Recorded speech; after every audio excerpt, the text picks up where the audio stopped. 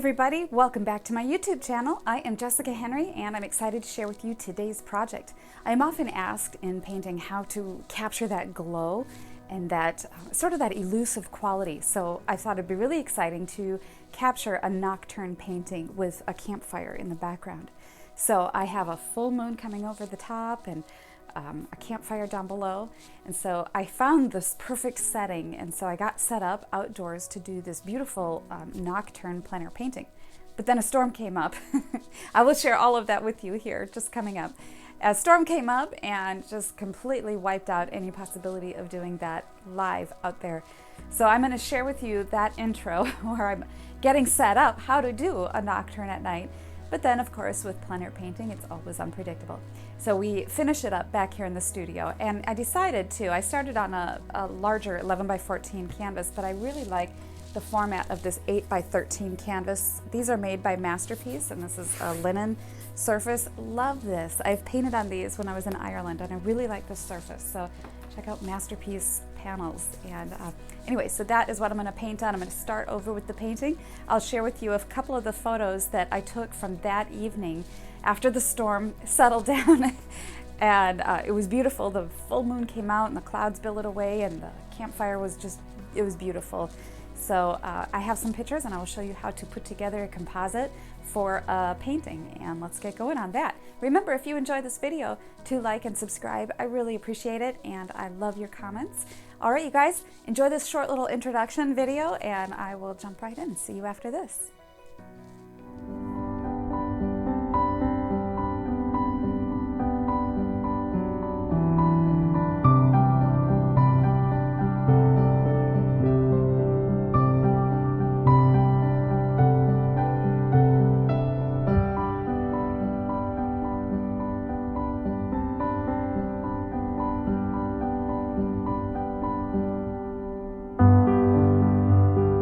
Today I wanted to cover painting a nocturne. You can hear the summer cicadas and it's warm and balmy. It's a wonderful summer evening.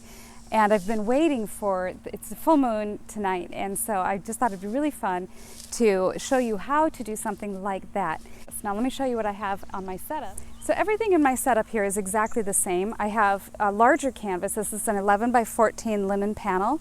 But right here I have a battery operated music stand light. And you can order these through Sweetwater. And I always take the battery out. There's a little battery pack here because they'll corrode. But you push the little button and it lights up only what you need it to light up. So on my palette today, I have my standard titanium white. I have all the standard colors that I always normally use. Cad yellow medium, yellow ochre, burnt sienna, ultramarine blue, phthalo green, and alizarin crimson. Now, they're going to build a fire over there, so I do have some cadmium red. That's just leftover, and all I need is the smallest bit. Now, the extra colors that I have are Naples yellow and cad yellow pale by Windsor Newton. Gamblin doesn't make this color. More blue that I've added on here called Indanthrene Blue by Windsor Newton, and it's almost like a midnight blue.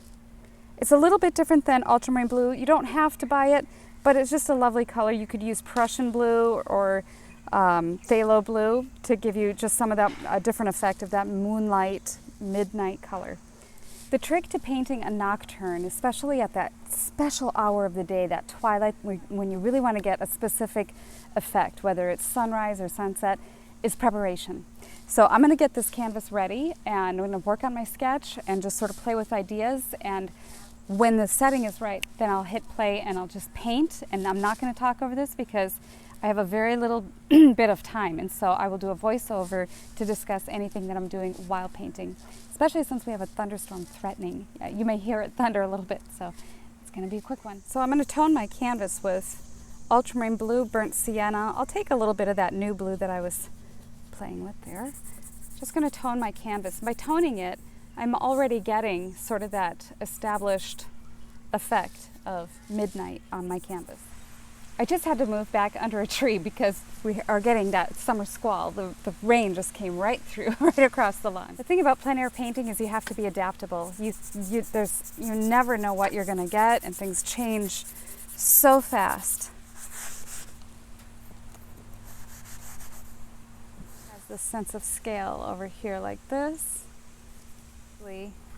has been, so I can just fabricate it if it doesn't end up being there. I'll do it. Mary Poppins. Can you believe it?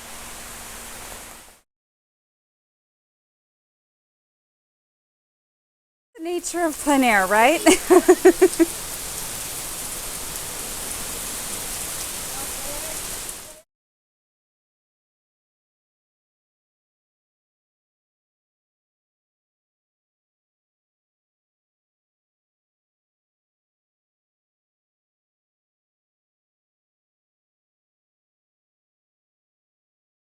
That's Jupiter? Yeah.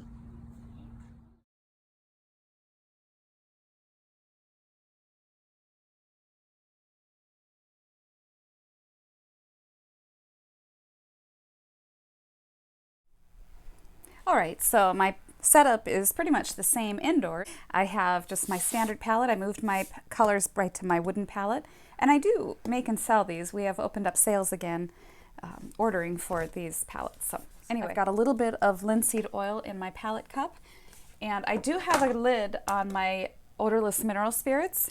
I'm going to use it only to just quickly tone the canvas, lay down my design, and then to clean my brushes. But I'm going to be keeping a lid on that. And you might hear in the background a little bit of a fan because I keep a fan blowing this direction because I've got a window over there. So you'll hear that a little in the background. Okay, so this again is my 8x13 canvas, and I love this vertical format because I'm going to put a campfire here and the smoke and the moon. So this just worked so much better than the 11x14. So I'm just going to start over with this painting. Okay, so toning the canvas, getting my paper towels here. I'm going to tone it a little bit more on the blue side, the Ultramarine Blue, Sienna. I'll still use a little bit of the Sienna just to deepen and darken that blue, but I might grab a little bit of both of those blues. I'm just starting at the top. See, by adding a little bit of the Sienna, it pushes it a little more towards that midnight blue range.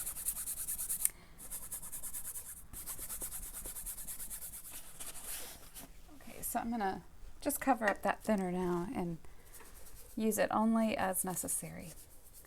So again, working back into my composition, I know I want that glow down about this area. So I might even just take and wipe some of that off for now.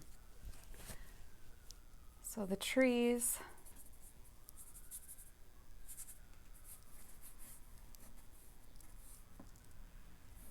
and I love this darker background here to help provide that backdrop for the gray smoke as it's coming up in this whole area here.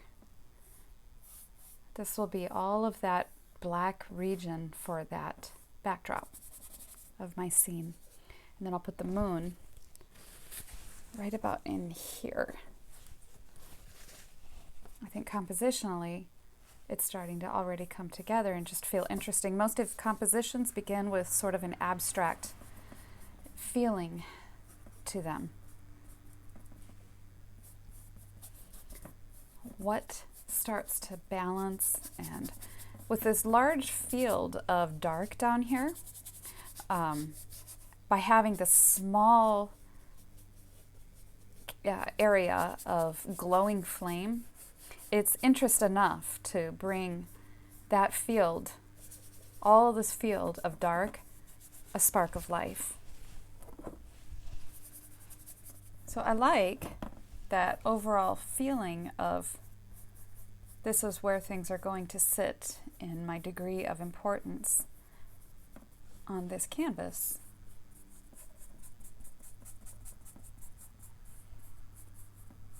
But that moon has sort of a halo around it and some glowing clouds. We'll be letting that sort of play into that whole scenario. This area where I want to wipe out where that fire is going to go. And then this will all be smoke up in here. I'm already really enjoying where this is going. I think it's going to be a fun and pretty painting. You want to really start to like your painting early in the beginning stages. If you don't, keep working at it until you do, because you're only ever going to be what do they say? Putting frosting on a cardboard cake. If you don't love it, make sure you work at it till you do. So, at least at this stage. And then you can keep plowing forward. All right, so I'm going to start again with the farthest away area, and that would be the sky in this context. Maybe some of that midnight.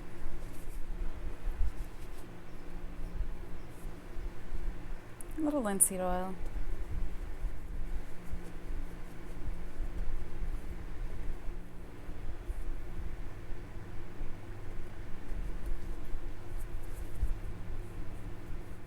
And I want to keep the sky fairly quiet, but it still has to have that glow of full moon.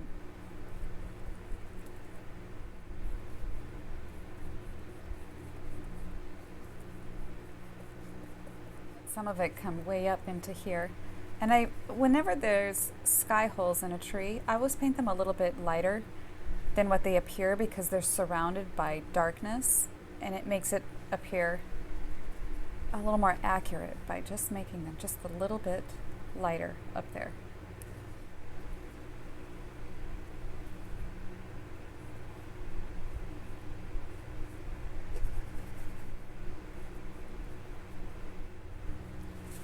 Really just focusing on the areas where it's dark right now, and then I'll come back through in my middle tone passages of the sky.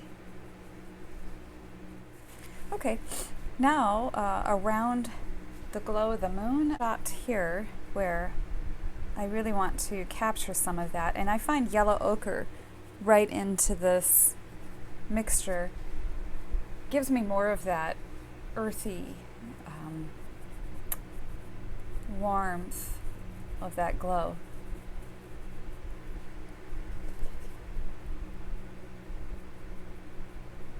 I don't want it to be quite as blocky as the image that I'm showing you here, because I want this moon to be secondary to the fire below. So if I made it as interesting as you see it in this photo, it would be distracting.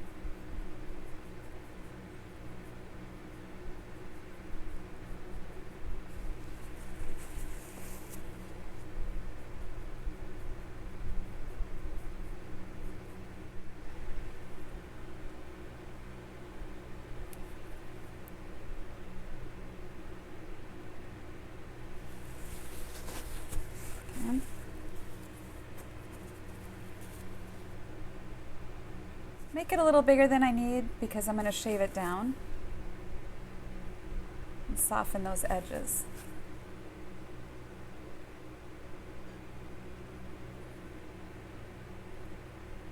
Come in front of the moon, they're darker because they're more silhouetted by the glow. And so as they leave that direct glow, then they get lighter.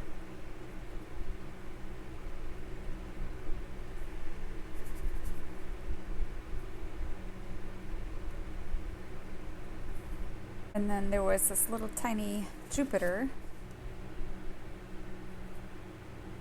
I want to make it fuzzy first.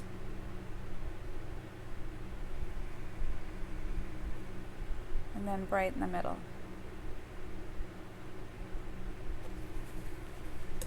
Okay, now I'm just going to take this brush and... So that's it for my night sky.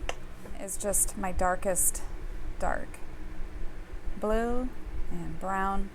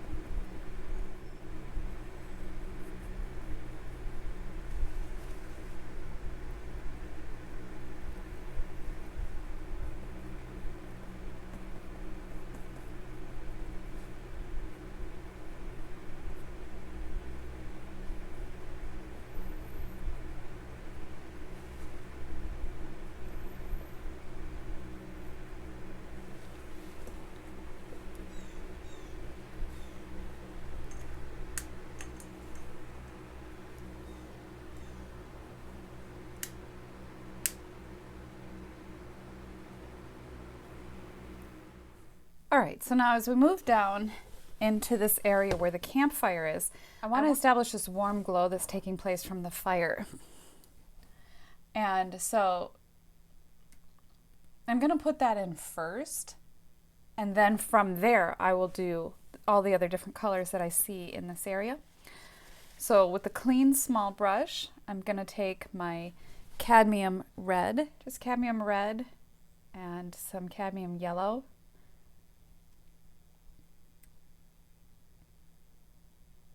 More yellow than red. We're going to establish that right in here. I might even put a little bit of white right in the middle of that fire.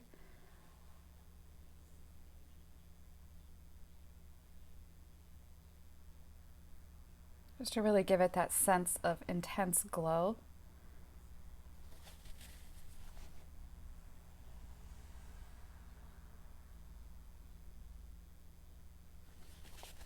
Okay, a little bit more of that orange color then surrounding the flame as it works its way upwards and away from that white heat. And I can take my background color and sort of shave that down a little bit too. Now, a little alizarin with some of this blue. As it starts to sort of fade away, some cadmium red with the alizarin.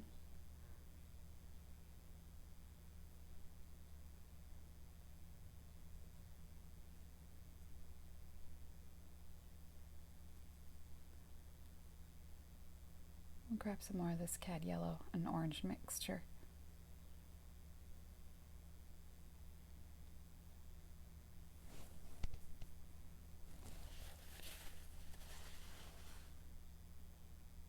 So before I start getting in the billowing smoke, I want to work on this area immediately around here.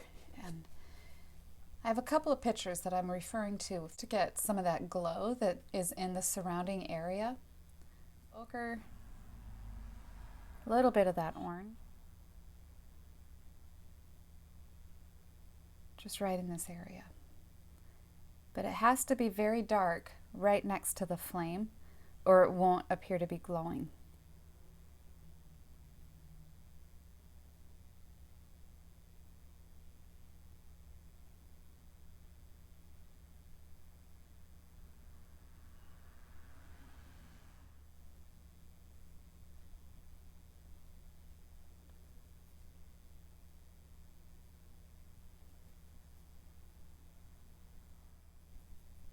And I'm going to paint over the smoke a little bit darker than what I need, because I'm going to build the smoke around that, using a little bit more of the blue to develop that background, so that as I put the grayish smoke over that background, this dark, some of that blue will show through.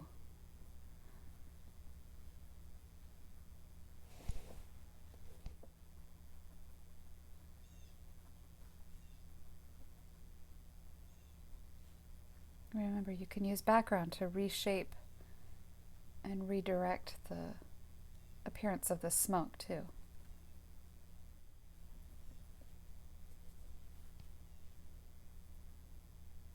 Go back and get more.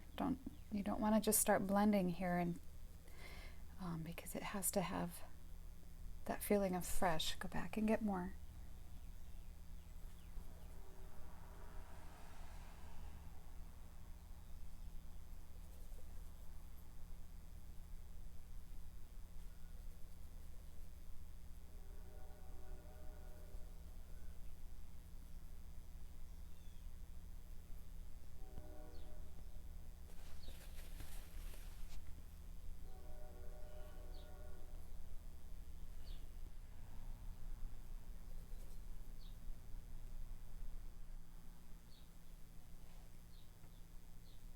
A little bit more green around the front of this fire. That.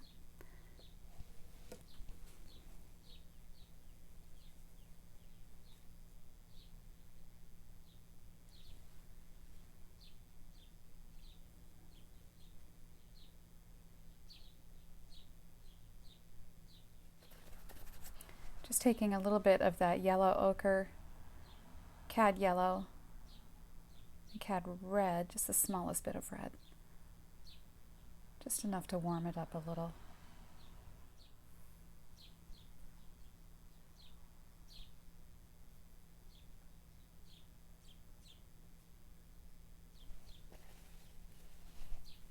In front.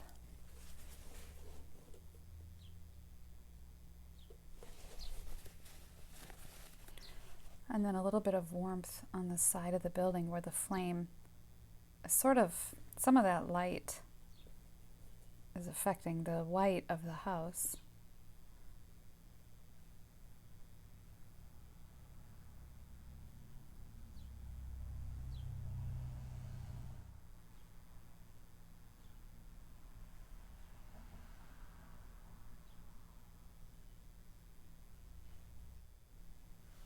And then there's just a little bit of light hitting the trunk of this massive tree here.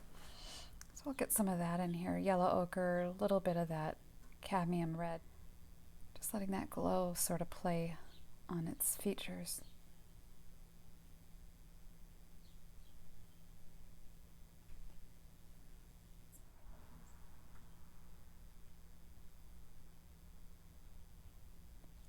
Down in here.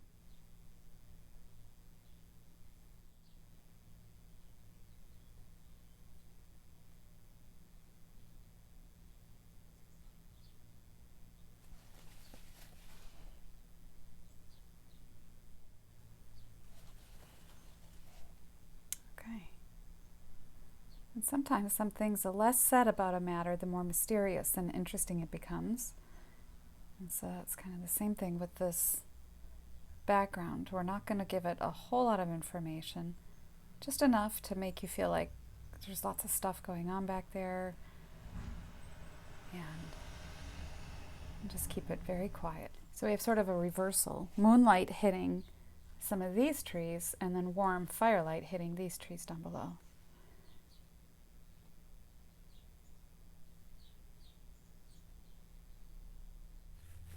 All right, and then some of these silhouetting trees.